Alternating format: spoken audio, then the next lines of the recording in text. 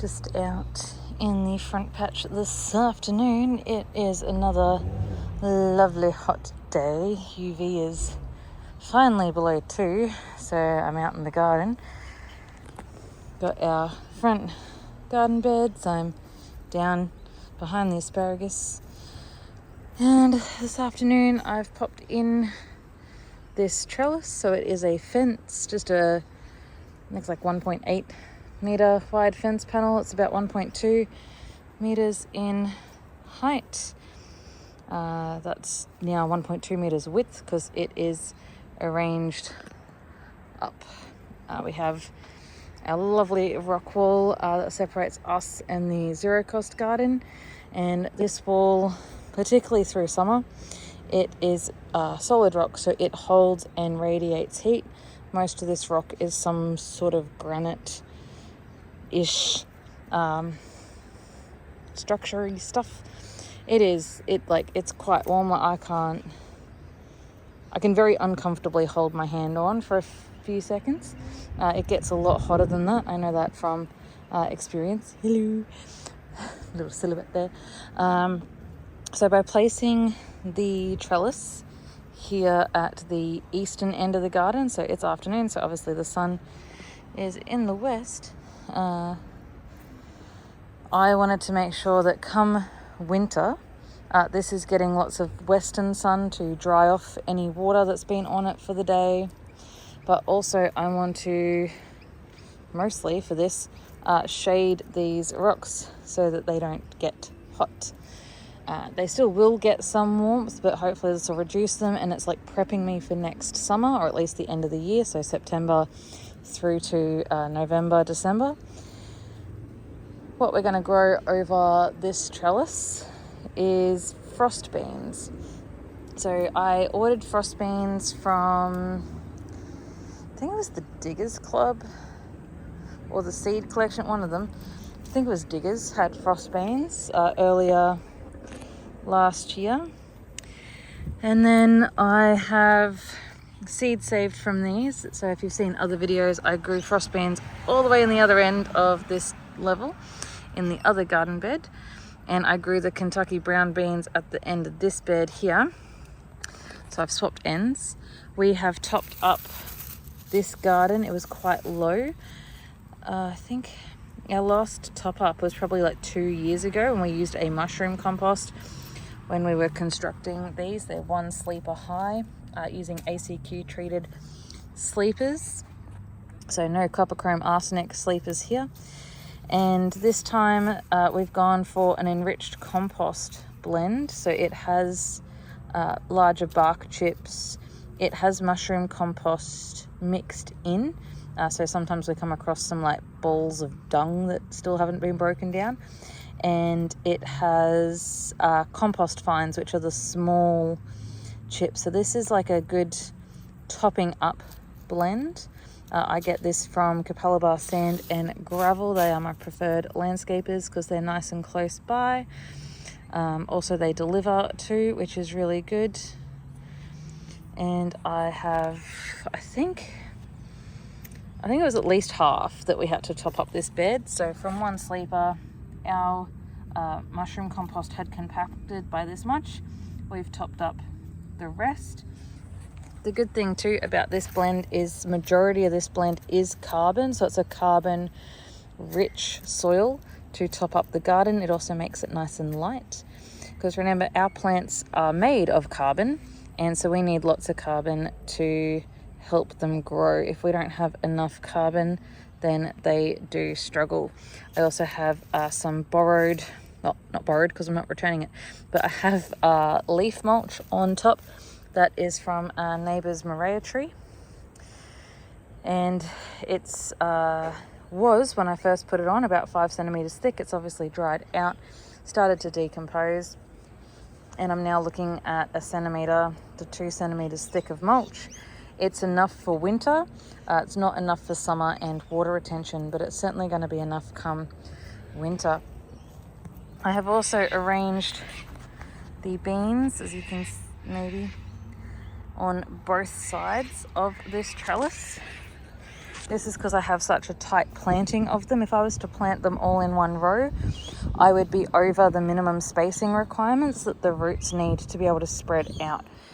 So by offsetting them just a little into 2 rows, I have doubled the amount of plants that I can plant. I've increased the root space available for all of these beans. Yes, there is 2 beans per planting. That I always hedge my bets because sometimes one fails. So it's like, if you have 2, but this time all of them grew, and I feel really bad about pinching them out.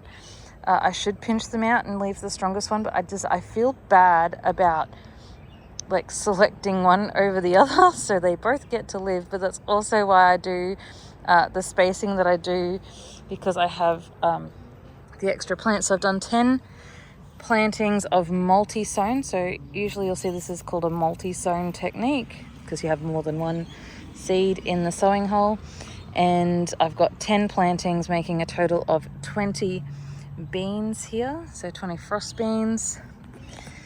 They were sown in like 2.5-inch cells so that they had plenty of room to start their growth. And these are, I think they're 2, maybe coming into 3 weeks old. So because they were freshly collected seed, the viability of these was quite high, and they were quicker to sprout than the seeds that came from diggers, obviously because the diggers seeds were slightly older, so viability slowly, not that they didn't sprout, all of them did sprout from diggers. It had 100% viability. It's just it took 2 to 3 weeks instead of 1 week to sprout.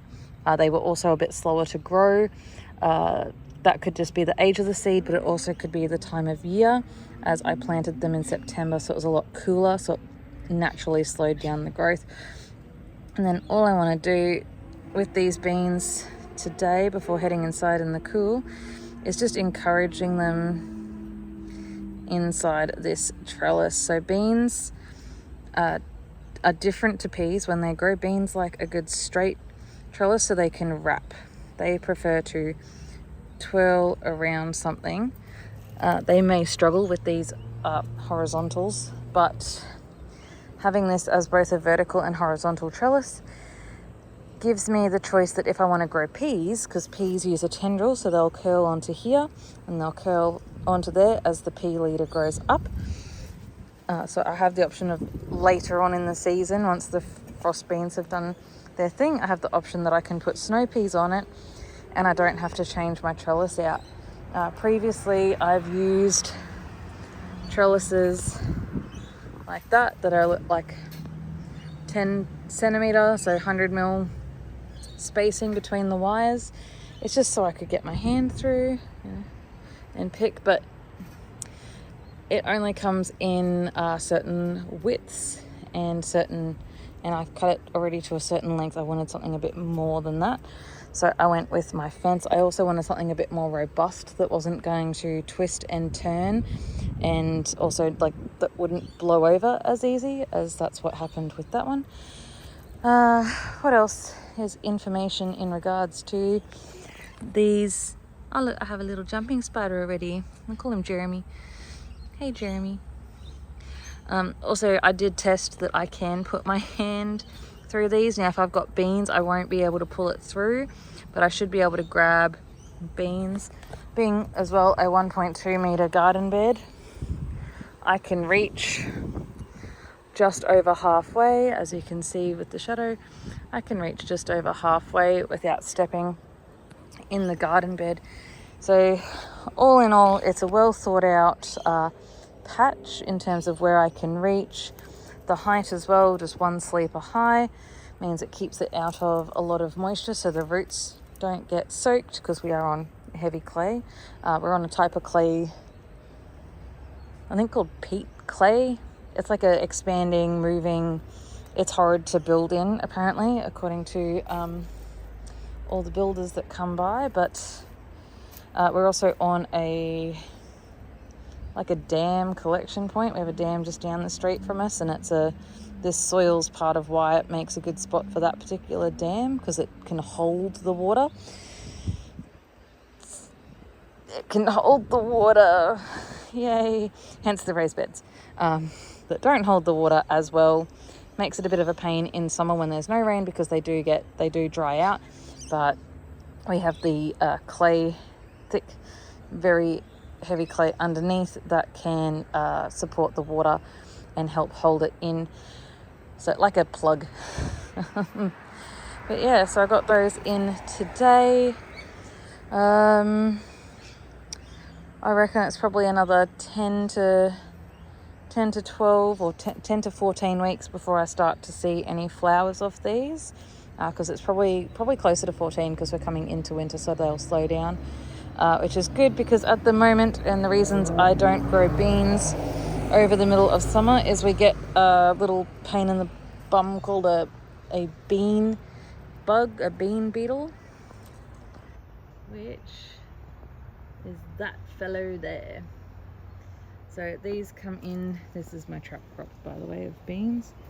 They come in and they ruin all your hopes and dreams. They sting the fruit, they suck out all the goodness in the seeds, and you end up with pods that were fertilized, but pods that are extremely thin, just like this one where it's sort of limp. There's no goodness in there because that little bug has destroyed all of it. There we go, there's a good view. You can hear them when they fly, they make a buzzing sound, and they've got a nice long proboscis that they extend into the bean when it's green. You can just see it folded back under its body there. So for our area south of Brisbane, these bean beetles are active most between the end of November through till late February, early March.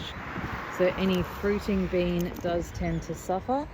As you can see, I've got some green beans on here. They are struggling. This has been left to its own devices, this bunch of Kentucky beans. And any viable bean that's on here is going to be part of my green manure blend that I use in my garden. As you can see, here's another one, just some different markings there.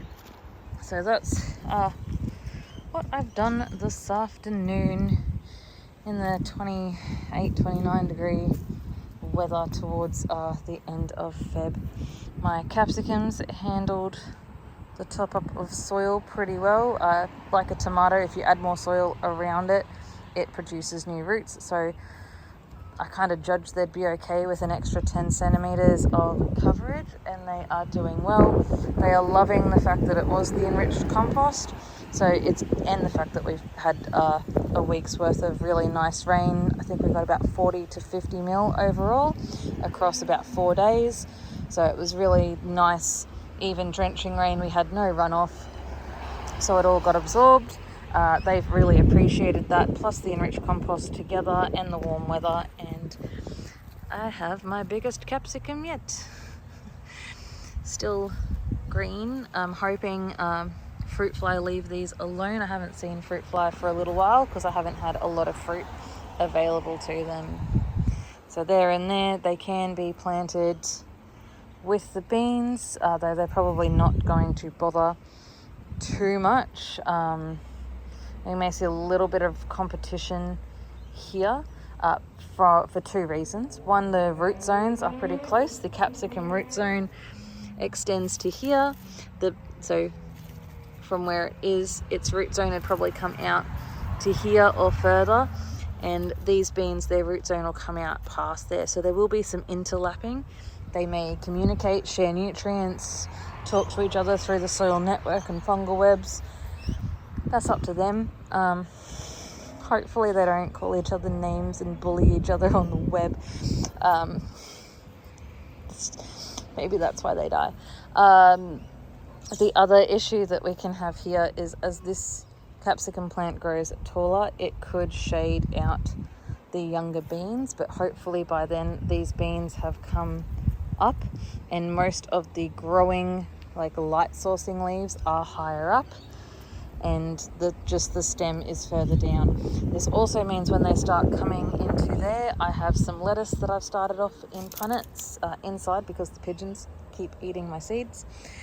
And I'm going to plant lettuce just between these beans. So the lettuce, I've got a mix of salad bowl green and red, just, so I can have alternating colors so it's pretty. And I'm going to put these between here on the outside and maybe just one either side. And I might put a few radishes, maybe like 5 or 6 radishes in here as well, just to maximize the planting space. The lettuce and the beans don't compete much. The lettuce will stay nice and low, so we're not having an issue with shade. The lettuce will appreciate the shade the beans give it. And yeah, I think that's about all the info I have on that. If you have any further information about beans,